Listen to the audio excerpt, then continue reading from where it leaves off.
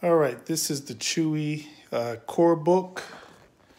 It's been charging there. See the light? Turn it over. There's some product information. Intel, all that good stuff. Got the keyboard here. Just going to dock it. And here's the power button. I'm just going to hold this. 2, 3, 4, 5. And let go.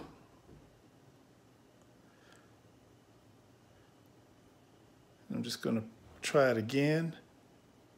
1, 2, 3, 4, 5. And nothing happens. Nothing at all. I've tried the 1, 2, 3, long press 4, 1, 2, 3, 4, 5, 6, 7, 8, 9, 10. Let go. 1, 2, 3, 4, 5. And let's try it. I press it again. 1, 2, 3, 4, 5.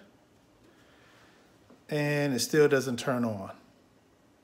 I don't know what happened. The tablet is very new. Hasn't been dropped or anything. Was working just fine. I really liked it and was happy with it. But this is really a big problem. Need some help, please.